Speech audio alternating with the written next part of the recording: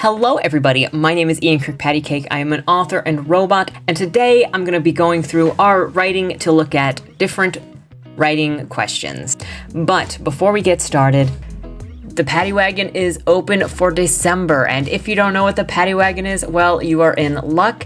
It is kind of a writing prompt, not really a contest that we do on this channel here, but if you're interested, you don't have to be a writer. You just have to click the link in the description down below, use the prompt given, and then submit a short story up to 750 words. And in December, I will be reading all of the submissions. So if you would like to join the Paddy Wagon, the link is down below, and I will be looking forward to your submission. We've had some incredible submissions so far, and I love seeing what you guys come up with. With that said, how you doing? Like really, just between you and me, let me know how you're doing. We're like almost 2 weeks into November. If you're doing Nano, how's it going? I am not doing Nano. I'm also not doing very good at sticking on to my edit, which is the whole reason that I did not do Nano this year, is because I wanted to edit a book, but that's a different problem. I'm trying to work better on that. So let me know how your Nano is going. What are you working on right now? And let's catch up. Whatever you got going on, you're probably doing better than me, I swear. All right, so let's take a look at some of these thoughts. How long is too long for a novel? I am currently at 110,000 words, and I estimate that I have at least another 40 to 50,000 left to write before the first draft is finished. In addition, I suspect that when I go back and revise, it will be even longer, as there are several relationships I would like to develop more and several things that I want to spend more time with, so I anticipate the finished product could be well over 200,000 words. Is that too long for a single novel? Should I split it in two? Long answer is there are exceptions to how long a novel can be or should be. Short answer, and especially if this is your debut novel or your first novel that you're working on and that you want to have an agent for, generally agents don't want epic, super long novels from first-time authors because they don't know you. You don't have a reputation yet. And a lot of the time with debut authors, a really, really long debut can mean that there is a lot of overwriting going on in that book, and it means that a lot of stuff is going to have to be cut out. And agents generally, not every time, because there is never a forever rule for everything, but generally agents don't want to be that mentor person that is required to help you cut out all of that stuff.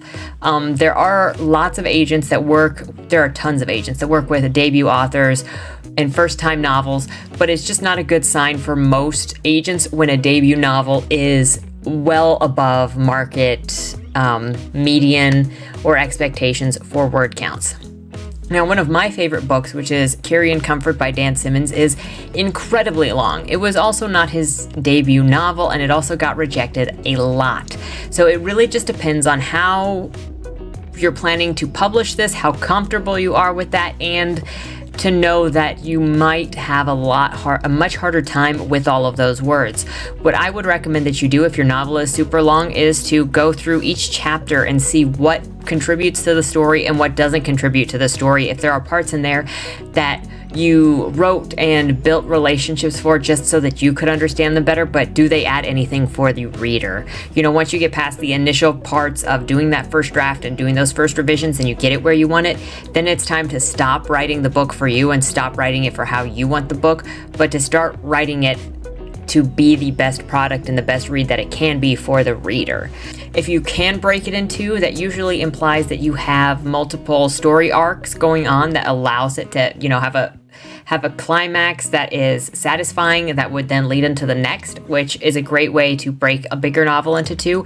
If it doesn't have that ability, then you might have some meandering writing that meanders in the middle of the book, and that can signal that stuff can be taken out.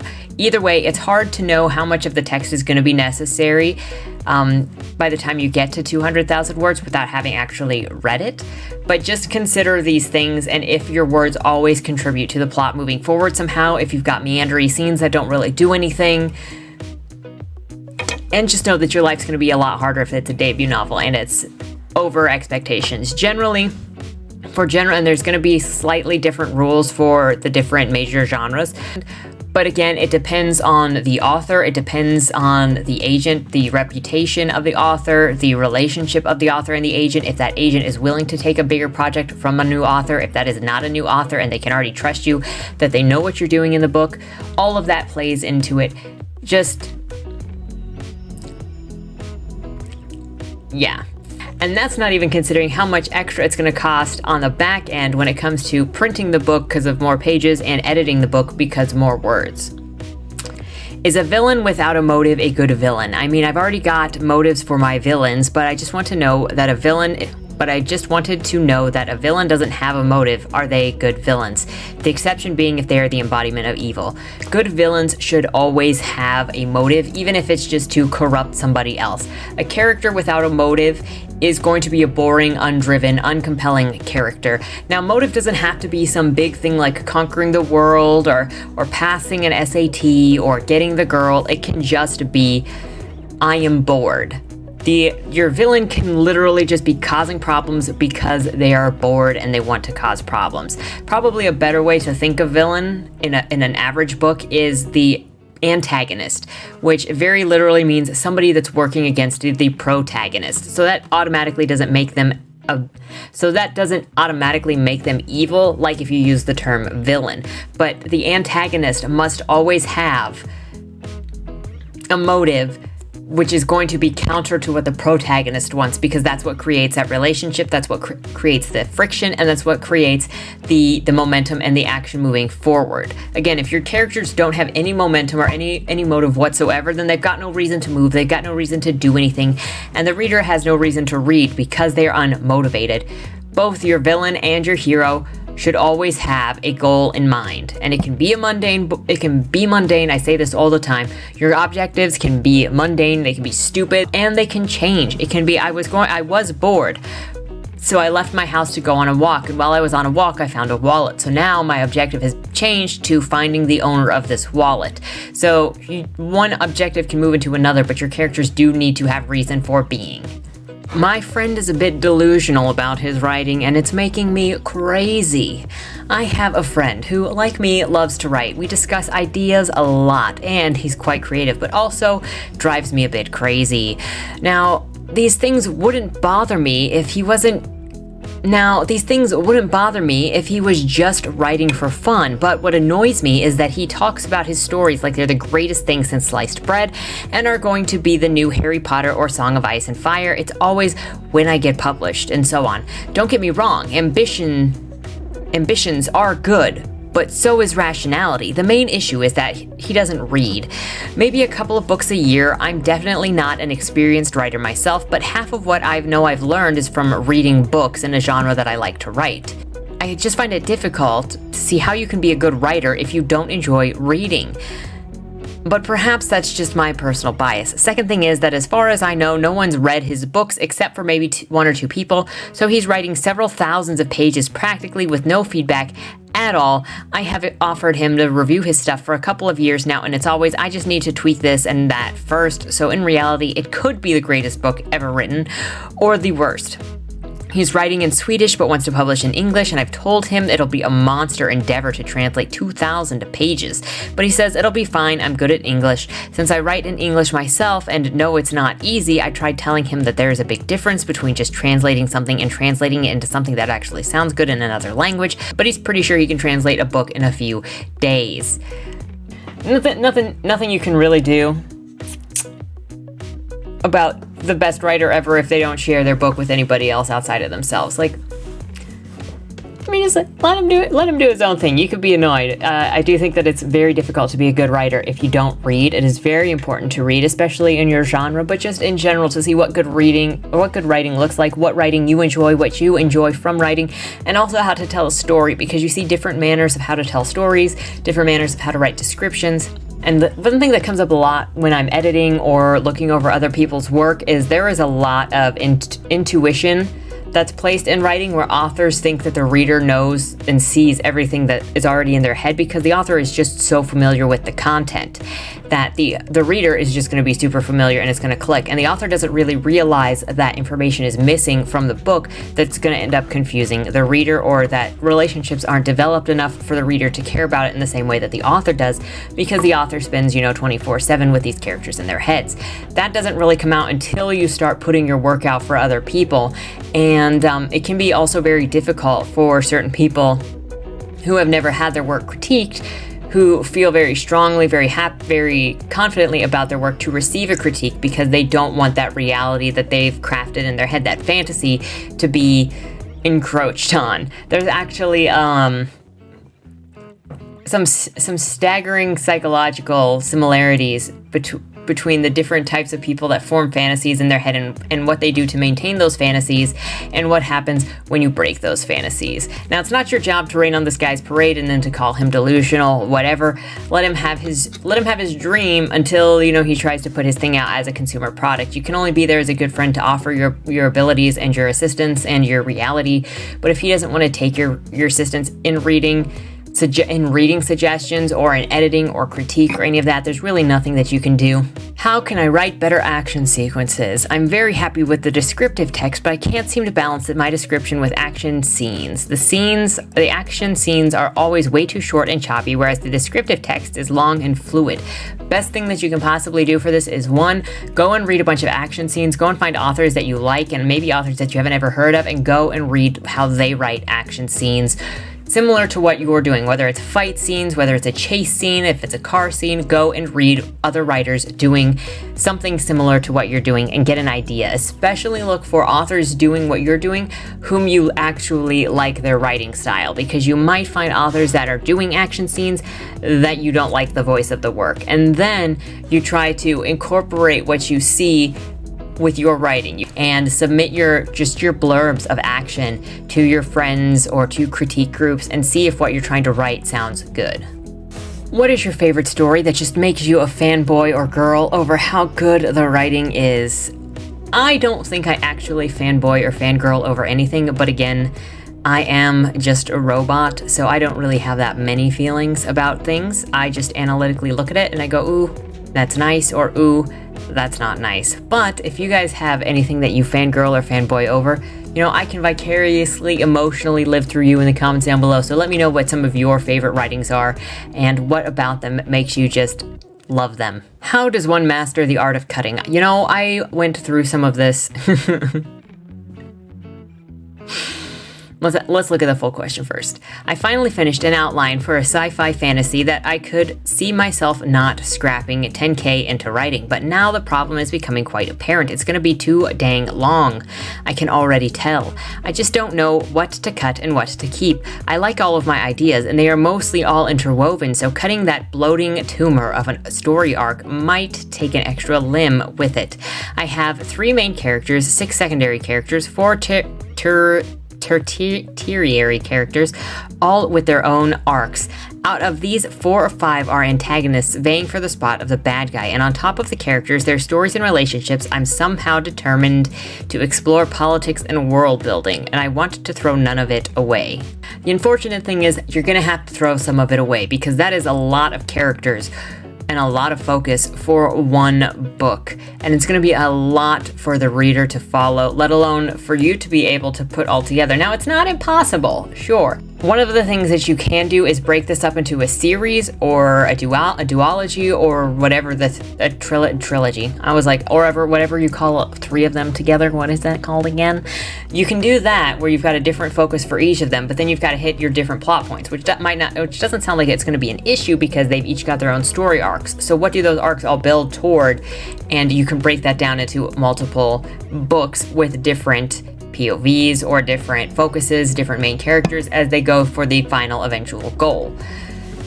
But having this many characters in one book, having this many central characters in one book seems like a lot, unless you're gonna... I mean, they even made Tolkien break Lord of the Rings into 3 different books. My guy. Otherwise, you need to evaluate, again, This is my secret. When I'm reading a book, when I'm editing a book, when I'm writing my own book, I go through chapter by chapter and I write down what happens in every chapter and I map out what actually happened in that chapter and if it contributes to the story or if it feels weird or if it's off, and then I cut it if it doesn't actually contribute anything or move the story forward.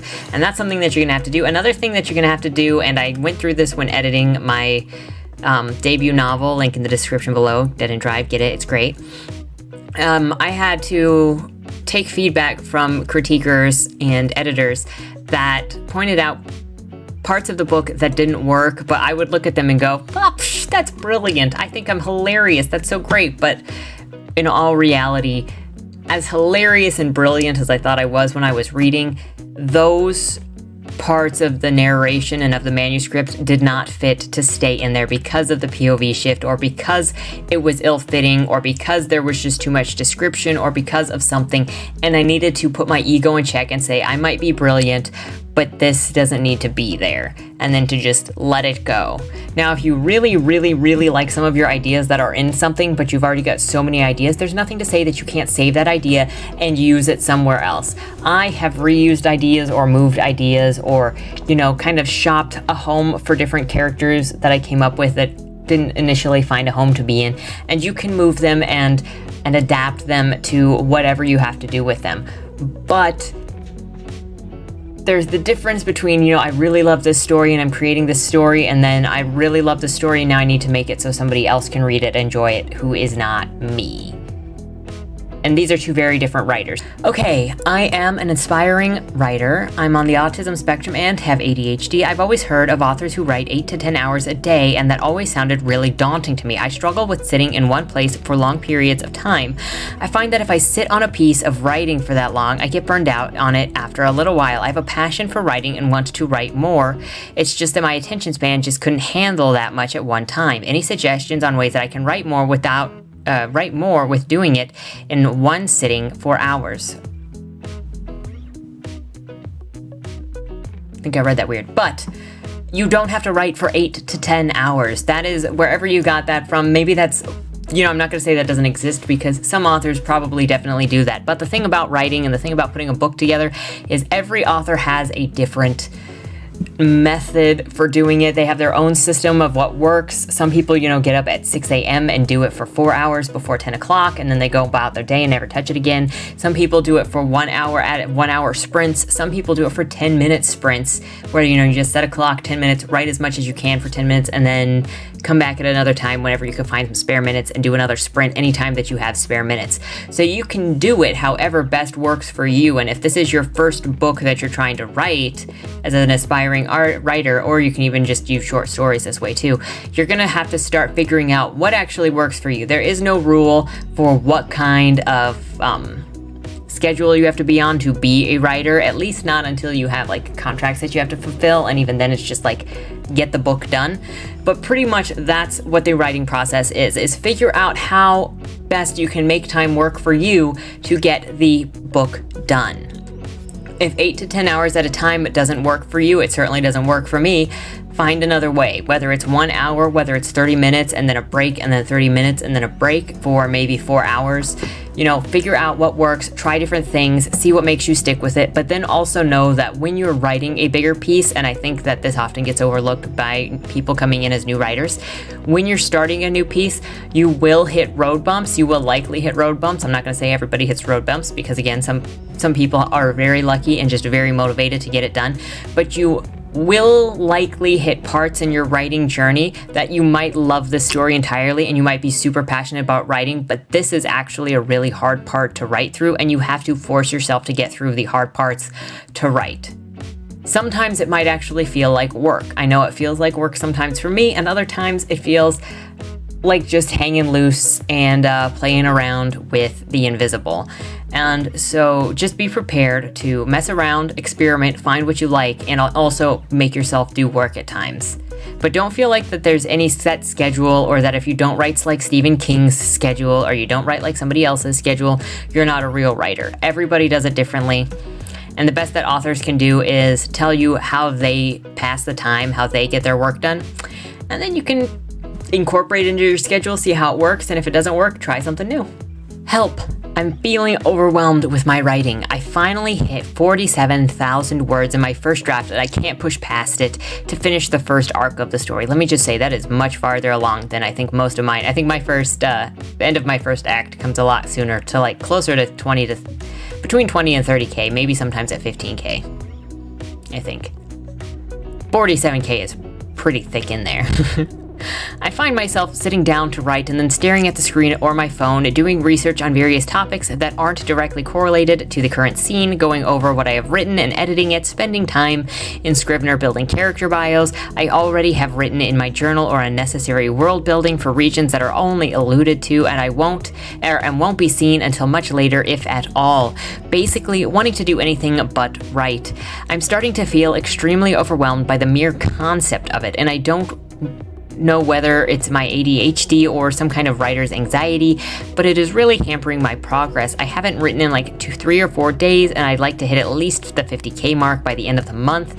I love this story I want to tell. I love the characters, the plot, the world, everything, and I have it all outlined and planned, so why can't I push past this blockage or overwhelming feeling? Is there something wrong with me, or does anybody have any advice on how to push through this? I don't know. Block? I guess what am I doing wrong? Have y'all experienced this before? And if so, what did you do, and how did you get past it? So this kind of is a very good follow-up and a very good final question to follow up with the last one. It's you work through it. Like, that's really all that you can do. So number one is you identify where your characters are now in your 47,000 words. Where are they right now in the plot, and where is the next thing that they have to get to? If you don't know where your next goalpost is, where the characters need to get to, then you need to determine where your characters are going to, because one of your problems might be that you just haven't developed the story enough to give you enough guidance on where to go next. If you do know where to go next, then one of the things that might be holding you back is that you are subconsciously afraid or hesitant because you're not sure it's going to come out how you want it to, or you're disappointed with how your own writing is going. Those things have happened to me, and the only thing that you can do in these situations is to push on, write whatever comes out, let it come out however it comes out, and just let it be bad if it has to be bad, as long as you can get to that goalpost. Just be writing. What also helps me when I'm really, really stuck and just procrastinating like heck is I set a timer for about 10-15 minutes, and then I tell myself everything else in the world is locked out. I have a timer. All I'm allowed to do for these 10-15 minutes as this timer goes is write. And as soon as that timer starts, that's what I'm doing. Fingers moving, and it's just whatever comes out, comes out. It's a little bit like free writing, because I might have a direction, but I'm just writing as it comes. And it really is just forcing yourself to write, forcing yourself to move forward, and forcing yourself out of this current situation that you're in, because it is likely just that scene that is being a pill.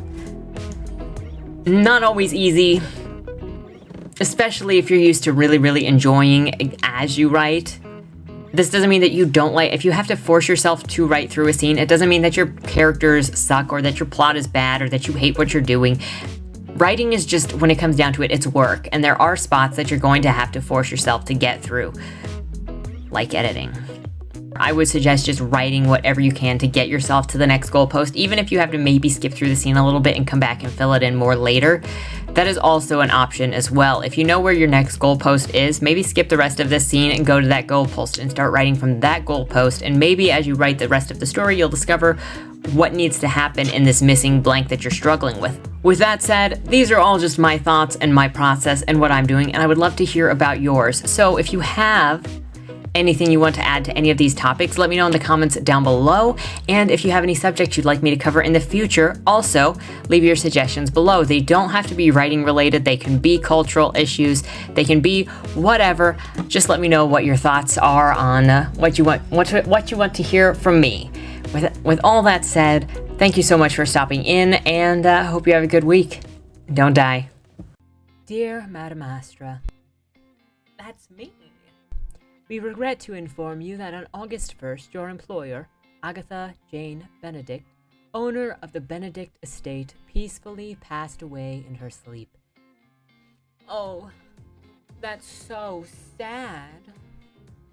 Wait. Let me try that again. Ah. Oh my goodness. That's so sad. Yeah, I think I'm ready. With millions of dollars on the line and the opportunity for your every need to be taken care of for life, tell me, is there anything more valuable than that? I didn't think so. Dead End Drive is a dark comedy novel that makes three promises. One, an illustrious estate in Louisiana. Two, an opulent dinner affair for all in attendance. And three, and most importantly of all, lots and lots of competitive murder. So if you're looking for a cozy book to settle in with for the spooky season, I've only got one question for you. Will I see you at the Will reading?